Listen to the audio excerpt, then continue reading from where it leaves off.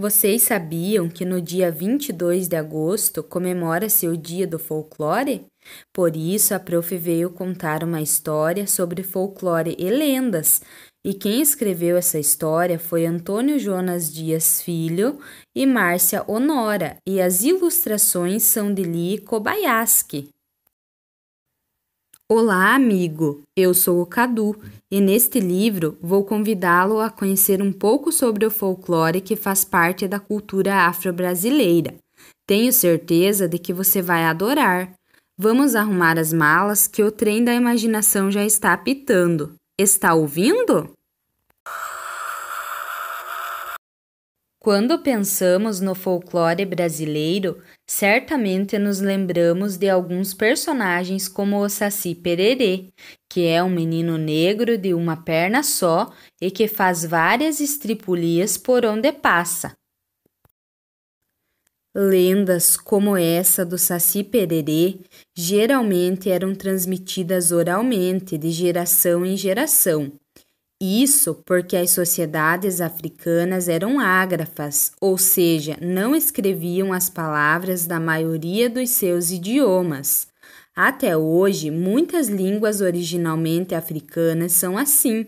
Os idiomas ensinados nas escolas da África são o inglês, o francês, o português, entre outros, que são os dos povos que colonizaram a maior parte da África. Eu adoro ouvir histórias. Você sabia que a maioria das lendas e muitas das histórias de contos de fadas de todo o mundo que conhecemos hoje foram, na sua origem, contadas, cantadas e repassadas de pais para filhos? E foi assim que aconteceu com as lendas de origem africana que chegaram ao nosso país. Foi a partir dessa tradição de falar, cantar ou representar as histórias que conseguimos conhecer e reunir grande parte delas, que são contadas até hoje no Brasil. Quando os escravos aqui chegaram, sua cultura se misturou com as tradições portuguesas e indígenas, integrando-se ao nosso folclore. Mas o que é folclore? É o conjunto de mitos, lendas, danças e folguedos de um povo. Agora, que tal conhecer um pouco mais de nossas lendas? Vou apresentar-lhes nossas histórias mais conhecidas. Talvez essa seja a mais popular lenda brasileira. As informações mais antigas sobre esse personagem da nossa mitologia são do século XIX, relatadas no estado de Minas Gerais e em São Paulo. Alguns historiadores e folcloristas afirmam que a origem do Saci é do século XVIII.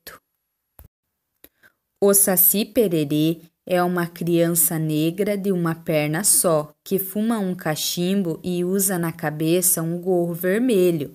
Segundo a lenda, o gorro dá a ele poderes mágicos, como desaparecer, aparecer ou se transformar em uma ave chamada Matita Pererê. Por isso, em alguns lugares, especialmente no norte e nordeste do Brasil, o Saci é chamado de Matinta Pereira. Nas histórias contadas, ele sempre apronta alguma travessura, esconde brinquedos, solta animais como cavalos e galinhas nas fazendas, desarruma as cozinhas, etc. A lenda conta que ele mora dentro de redemoinhos de vento, também conhecidos como coriscos. Agora vou contar a lenda do zumbi. Você conhece a história dele? A palavra zumbi é de origem africana e significa duende ou fantasma. Esse nome foi usado também pelo grande líder das rebeliões contra a escravidão no Brasil, Zumbi dos Palmares, que viveu em Alagoas. A história do zumbi possui duas versões mais conhecidas. No Nordeste e Norte, o zumbi é um menino negro que mora nas matas. Procura crianças que se perdem à procura de frutas. Já no Sudeste, ele é chamado de zumbi da meia-noite. Vive vagando pelas ruas, assustando quem passa em locais escuros e desertos. Há também o quibungo. Quibungo é um tipo de bicho-papão que tem os pelos pretos e coloca medo nas crianças que não gostam de dormir cedo. A palavra quibungo significa invasor, ou aquele que vem de fora sem ser convidado, e também é de origem africana. Dizem que o quibungo se movimenta como um fantasma. Em países como Congo e Angola, a palavra quibungo também significa lobo. O bicho-papão também é um fantasma criado para assustar crianças. A diferença é que ele habita os sonhos e vira pesadelo noturno. É uma lenda muito comum no interior de Minas Gerais. A lenda do Chibamba era usada pelas amas escravas para assustar as crianças que teimavam em ficar acordadas até tarde ou aquelas que não obedeciam aos mais velhos. O Chibamba se veste com folhas de bananeira e ronca igual a um porco. Anda como se estivesse dançando e de vez em quando gira sobre uma das pernas. A sua roupa lembra a dos habitantes de Angola e do Congo, quando participam de eventos tradicionais, festivos e folclóricos. Lá eles dançam vestindo roupas feitas de folhas e plantas locais. A lenda do Negrinho do Pastoreio mistura histórias da escravidão, de mitos africanos e seus descendentes com as influências católicas vindas da Europa. Foi muito utilizada no final do século XIX por brasileiros que eram contra a escravidão. É mais conhecida no sul do Brasil. Dizem que nos tempos da escravidão havia um dono de fazenda que era malvado com os negros e os peões. Em um dia muito frio de inverno, o fazendeiro mandou que um menino negro de 14 anos fosse pastorear os cavalos e potros que acabara de comprar. No final da tarde, quando o menino voltou, o fazendeiro disse que faltava um cavalo. Então pegou o chicote e bateu no menino, gritando: "Você vai me dar conta do cavalo ou verá o que acontecerá." Aflito, o menino foi à procura do animal. Em pouco tempo, achou-o pastando. Laçou-o, mas a corda se partiu e o cavalo fugiu de novo. Na volta à fazenda, o patrão, ainda mais irritado, espancou o garoto e o amarrou nu sobre um formigueiro. No dia seguinte, quando ele foi ver o estado de sua vítima, tomou um susto. O menino estava lá, mas de pé, com a pele lisa, sem nenhuma marca de chicotadas. Ao lado dele, uma luz vinda do céu, e mais adiante todos os cavalos, inclusive o que havia fugido. O fazendeiro se jogou no chão pedindo perdão, mas o menino nada respondeu. Ele apenas montou no cavalo e partiu conduzindo a tropa de cavalos. Os folguedos estão associados a certas épocas do ano, quando grupos se organizam para sair às ruas para representar uma festa popular com a presença de música, dança e teatro. Grande parte dos folguedos tem origem religiosa e denota as raízes culturais de um povo, que foi se modificando com o decorrer do tempo. No Nordeste, essas manifestações são mais fortes. Os principais folguedos da cultura popular brasileira são afoxé, dança cortejo típica da Bahia, bumba meu boi, folguedo típico da região Nordeste do Brasil, possui uma mistura de elementos africanos, portugueses e indígenas. Trata-se de uma dança de rua em que um homem veste-se de boi e comanda as coreografias. Congada, espécie de dança cortejo que ocorre em diversas regiões do Brasil. Representa a coroação dos antigos reis do Congo. Maracatu, dança cortejo típica de Pernambuco, que ocorre no período do carnaval, é embalada pelo som de zabumbas, congues e taróis. As danças folclóricas estão associadas à cultura africana, ainda viva em várias regiões do Brasil.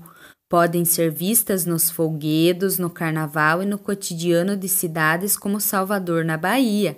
As danças folclóricas brasileiras têm como características as músicas animadas com letras simples e populares, e figurinos e cenários representativos.